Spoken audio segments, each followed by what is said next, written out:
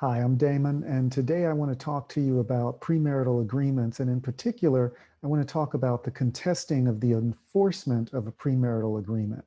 Now, one of the things that you should understand here is that you don't typically run into timing issues. Cases that involve the validity of a premarital agreement, uh, they tend to occur right at the time of dissolution of marriage. So the deadline to contest is rarely an issue. But there is a statute of limitations that applies. That statute of limitations is typically 4 years. However, it's really important that you look that issue up according to your state, because depending on the circumstances, you could be looking at a 2-year statute of limitations or a 10-year statute of limitations.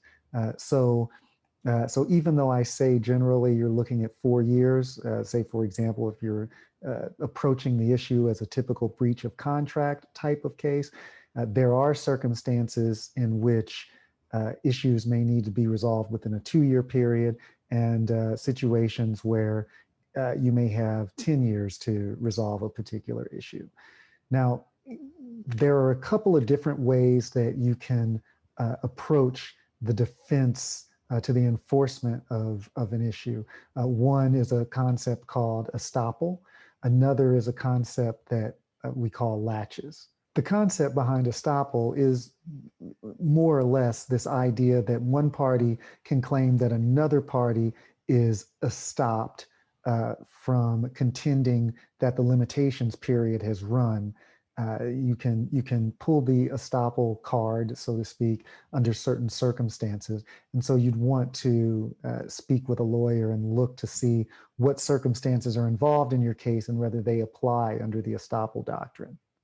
When the latches concept applies, a party who claims a premarital agreement is valid can assert that the other party is not able to bring suit.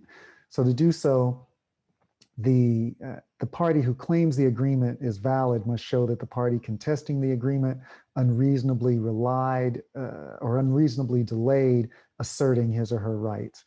The party claiming the agreement is valid must also show that the party changed that party's position in good faith and to that party's detriment because of the delay. The person who's contesting the validity of the premarital agreement has the burden to prove that the agreement is not enforceable.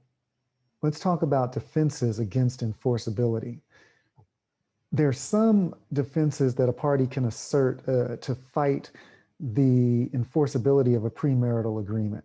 If the premarital agreement was executed before September 1st of 1993, then the available defenses include fraud, duress, overreaching, mistake, lack of consideration, and ambiguity.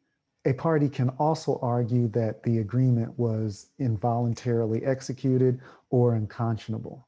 If the agreement was executed on or after September 1st of 1993, then involuntary execution and unconscionability are the only grounds available to or for contesting the enforceability of the agreement. A premarital agreement is not enforceable if the party fighting its enforceability can show that he or she did not sign the agreement voluntarily. The Texas Family Code doesn't define the term voluntary, and it's been said that some courts kind of struggle with determining whether evidence of fraud or duress or undue influence can be asserted to show that the agreement was involuntarily executed. A non-exhaustive list of factors that are involved include the proximity of execution to the wedding day or honeymoon, the age and maturity, the mental capacity of the individuals, whether there was independent legal representation, and the bargaining ability of the parties. So when you're dealing with the proximity of the execution to the wedding day, I think a good thing to keep in mind is that the closer you are to the wedding day, the harder it may be to enforce the premarital agreement. Age and maturity are issues that are debatable. The younger the person is, arguably the harder the agreement is to enforce. The less mature the person is, the harder the agreement is to enforce. But those issues can be very case specific. The mental capacity of individuals is also an issue that can be very case specific. It's going to depend on the type of person that you're dealing with in each individual case. Whether there was independent legal representation is an issue that comes up in many instances.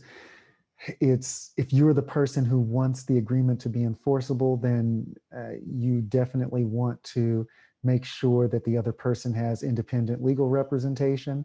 You know, one of the problems that happens in these cases is that sometimes the person who's trying to force the prenup on the other party doesn't want the other party to have a lawyer because they think that that if the other party hires an attorney, that attorney will find problems with the premarital agreement.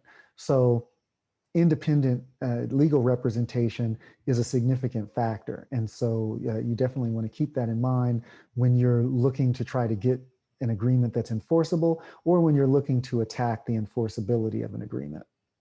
The bargaining ability of the parties is also an important factor, because if a person has a limited ability to bargain, they may be viewed more sympathetically by a judge who's trying to determine whether the agreement should be valid.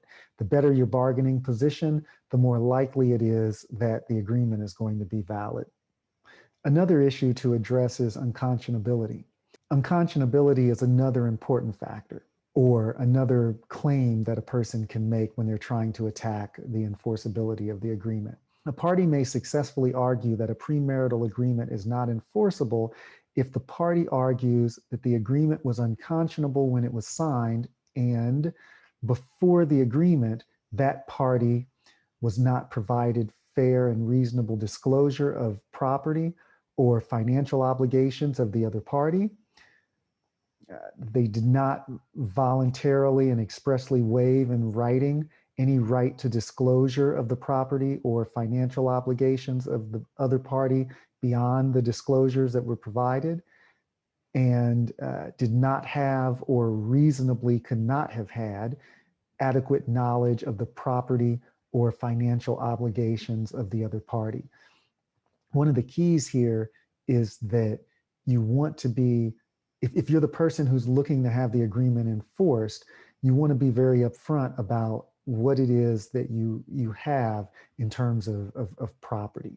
If you're trying to attack the agreement, then you're looking to argue that the person, that the other person did not or was not upfront with the property that they possessed.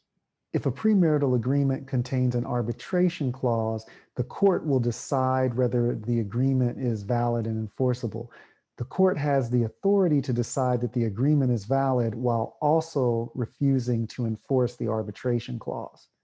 And in the event that the marriage is declared void, an agreement that would otherwise have been a premarital agreement is enforceable only to the extent necessary to avoid an inequitable result.